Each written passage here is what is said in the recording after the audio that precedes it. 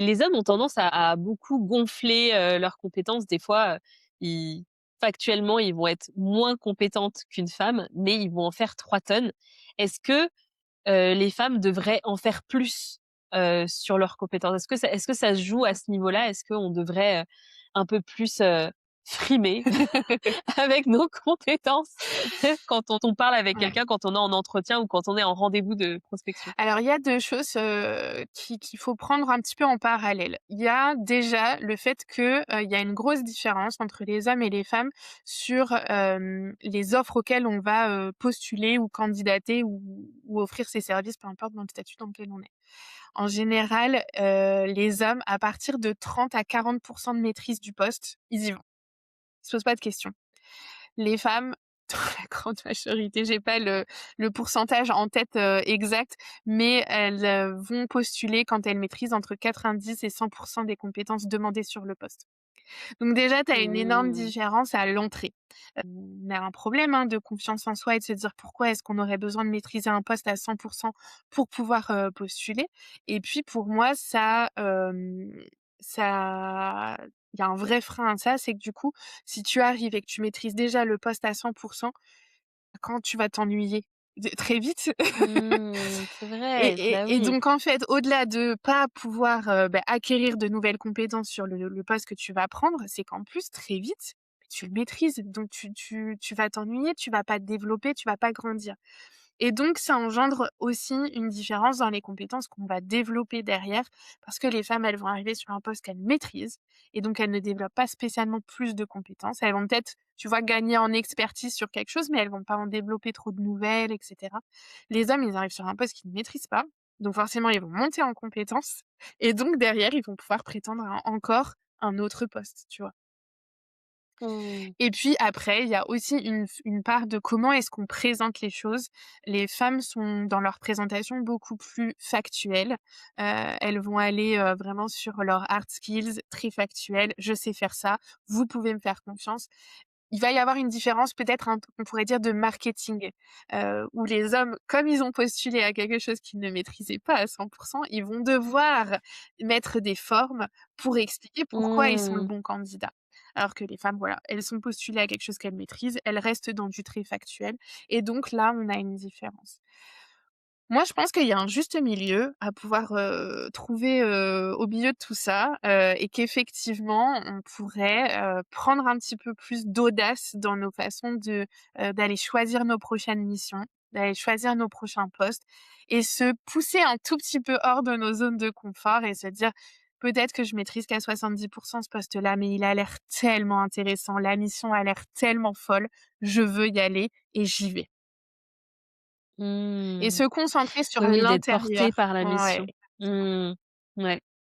Parce qu'au final, c'est aussi ça qui va nous faire de tenir C'est ça? sur la durée, en Ouais, fait. Si on est du coup, la mission nous ouais. parle et c'est vrai que, je pense que j'ai eu cette réflexion confrontée à ce qui nous est dit dans l'entrepreneuriat, le fait de se nicher, Mmh. de trouver, sa niche et cetera et cetera. Et bah, moi, j'ai des compétences, très larges sur le domaine du marketing et de la communication et du coup, ben, ça m'embêtait de me restreindre, en fait, à quelque chose parce que pour aller chercher des clients, ils vont pas comprendre si tu fais ci, si tu fais ça, si tu fais ça. Alors qu'au final, quand je travaille avec des clients, ça va être pour qui ils sont, Mmh. parce que j'ai fité, en fait, avec la personne et j'ai envie de travailler avec cette personne. Après du coup la mission, et ce qu'ils font, et les valeurs qu'ils portent et cetera et cetera. Et au final, si à l'intérieur, bah, il y a, un mix, je peux mettre en fait, je peux mettre, à disposition, certaines compétences et puis il y a un mix de ces compétences et cetera, bah, ça me va très bien en Ouais. fait. Mais ce truc de niche, enfin, je sais pas ce que tu en penses, mais je trouve que ça nous enferme en fait dans quelque chose. Je pense que si effectivement tu as l'impression que la niche que tu as choisie, elle t'enferme, c'est soit que, bah, effectivement, n'en choisis pas, reste hyper, large et puis éclate-toi dans plein de projets différents, soit que tu as pas choisi la bonne niche. Parce que, Mmh. en fait, moi je l'ai vu chez plein de femmes quand elles ont choisi la niche qui correspond à leur un peu flamme intérieure, tu vois? Et ben, du coup, c'est justement ce qu'on me disait: «Ce projet, il me passionne tellement que je pourrais avoir tous Mmh. mes clients sur le même sujet, que c'est ouf», tu vois?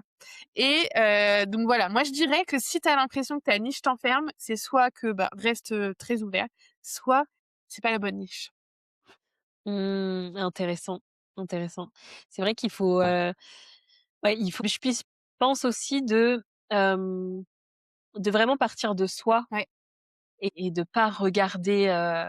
regarder les autres et de regarder comment les autres se sont Mmh. positionnés et cetera. Parce que du coup, je pense qu'en faisant ça, on passe à côté de de de ce qui nous justement de ce qui nous tient et de Mmh. la flamme, comme tu le disais, qu'on a, et cetera. Donc, est-ce que justement, j'imagine, ce regard extérieur, c'est un sujet que tu dois, sûrement traiter, non? Avec, les femmes avec qui tu parles?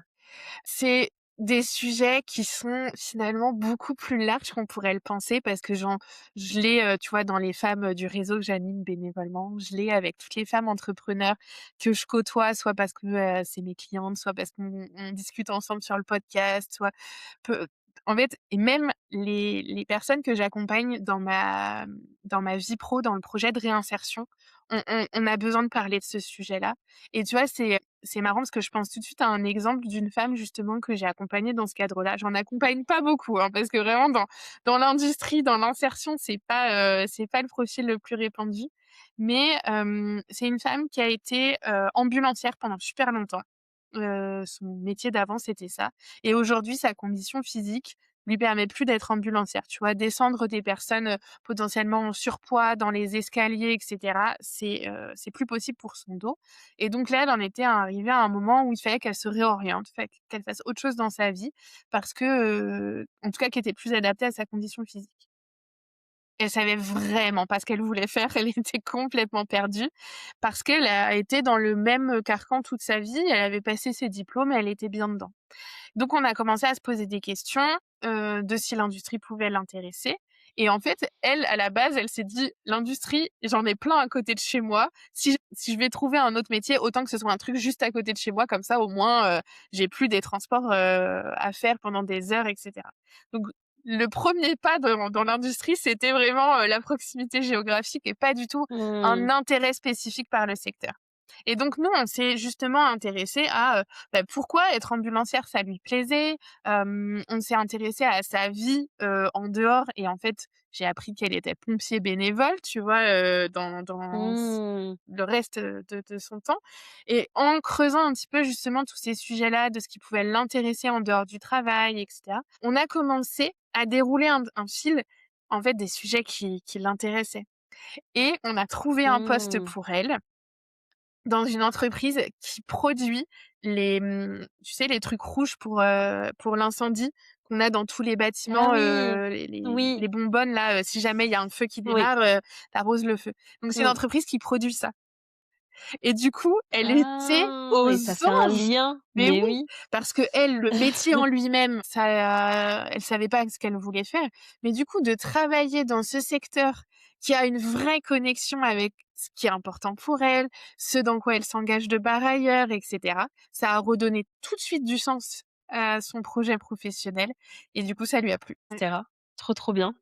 Hem Je vois que tu es une femme engagée, tu fais du bénévolat et cetera et aussi tu as bah, ça cet angle féministe de pouvoir, en fait, porter les femmes, les aider, les accompagner, les guider, enfin Mmh. apporter, toute, ton expertise, sur, ce volet de compétences.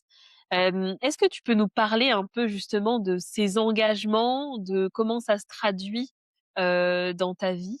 Et voilà, pourquoi tu as fait ce choix-là? Parce qu'on peut travailler sans être engagé Ouais, du tout et juste faire son taf, c'est possible aussi. c'est possible aussi. Donc pourquoi tu as fait ces choix-là? Je pense que ça, c'est, très en lien avec mes valeurs profondes. Moi, j'ai besoin d'avoir du sens dans ce que je fais.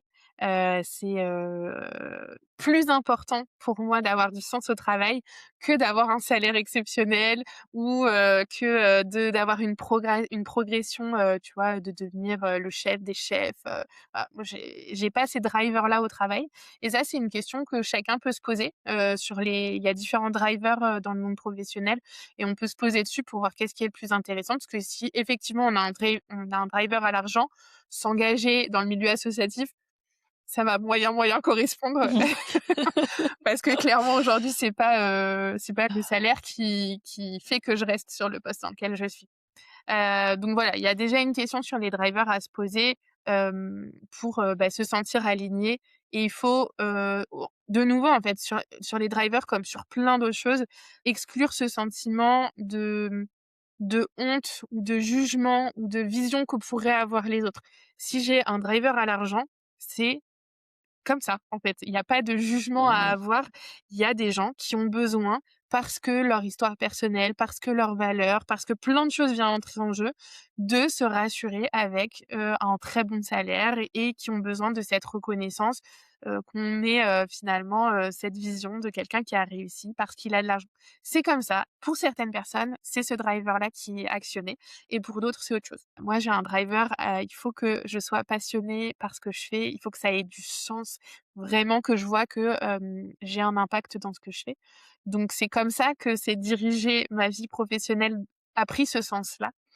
Petit à petit, hein, ça s'est construit assez rapidement, en fait, hein. J'ai eu besoin de travailler dans des entreprises qui avaient du sens, qui mettaient, en place des parcours, d'intégration, où on faisait les choses bien, et cetera.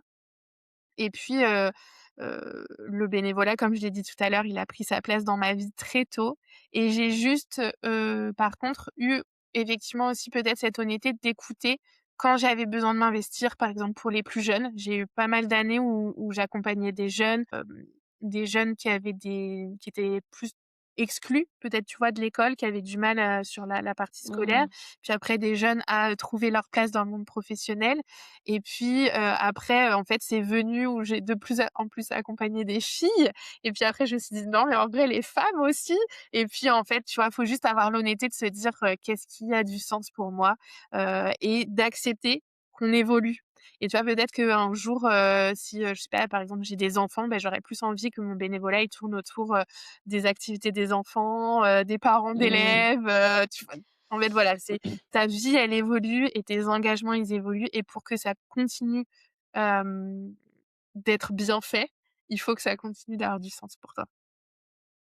Dans cette question de sens, c'est intéressant et moi-même je l'ai perdu à un moment, Mmh. parce que des fois on se perd, en chemin et en fait c'est de revenir au sens Mmh. qui a fait repartir la machine en fait. C'est vraiment important de se relier, à ce qui est au plus profond de nous et merci pour ce rappel. On arrive, déjà, Ouais. quasiment à la fin de l'épisode. Comme d'hab, ça passe, hyper vite. Est-ce que je peux ajouter Est-ce qu'il y a un un truc sur le sens c'est juste avant? Parce que quand tu as parlé où toi tu OK. as perdu justement ton sens, ça m'a fait, venir une idée tout de suite en tête. C'est, en fait, moi, je suis malade dans la vie. J'ai, 2 maladies chroniques. Donc des maladies chroniques, c'est des maladies qui ne se guérissent pas, qui vont évoluer, plus ou moins fortement, au quotidien, mais qui ne se guérissent pas et je pense que c'est vraiment un point qui est hyper important dans justement, mon positionnement par rapport au sens, et qui peut-être, effectivement me facilite, «la vie» entre guillemets par rapport à, toutes ces questions autour du sens. Parce que je sais, que pour moi la situation actuelle n'est pas, éternelle, que ça va évoluer et que du coup, je me repose régulièrement la question de: «Est-ce que comment je suis aujourd'hui, ça me convient? Est-ce que les conditions que j'ai mises dans ma vie aujourd'hui, elles sont OK par rapport à moi, par rapport à la gestion de ma maladie?» Tu vois, par exemple, si je faisais un métier dans lequel ça je me sentirais pas bien, qui me générerait du stress, des conditions, un peu négatives autour de tout ça, bah, ça viendrait influencer sur la maladie et relancer potentiellement des symptômes. Du coup, j'ai finalement, enfin, en tout cas, moi, je le vis plutôt, j'essaye de le vivre comme quelque chose de positif, que la maladie m'aide à accorder, ma vie au global, ce que j'y mets et le sens que ça a pour moi. Est-ce que tu as, un autre message, un autre, enfin quelque chose que tu voulais dire qu'on n'a pas abordé et que tu as absolument avant qu'on raccroche? Hem, Peut-être le truc que je voudrais absolument que notamment les femmes, elles aient envers elles-mêmes, c'est de la douceur. La douceur par rapport à comment elles se considèrent, par rapport à ce qu'elles pensent d'elles, et par rapport à comment elles se jugent capables ou non des choses. Vraiment, faites-le avec douceur. Heu, Vous êtes tellement capables, donc pas de doute là-dessus. Et voilà, rajouter de la douceur autour de tout ça parce qu'on a parlé de choses très factuelles et qui peuvent du coup être, très, dures, quand on s'y confronte Mmh. en se disant, «C'est hyper binaire, soit j'ai cette compétence, soit je l'ai pas». Mais non, c'est pas du tout ça. On a des tonnes de compétences qu'on maîtrise à 10-20. Et ben, ayons la douceur de s'accorder déjà ces 20 et de se dire qu'on peut déjà être fier de ça. Merci, merci pour la du nuance et du coup pour ce message, que tu apportes et qui, je pense, est comme un doudou, pour toutes les auditrices qui sont en train de nous écouter. Ça fait du bien de l'entendre.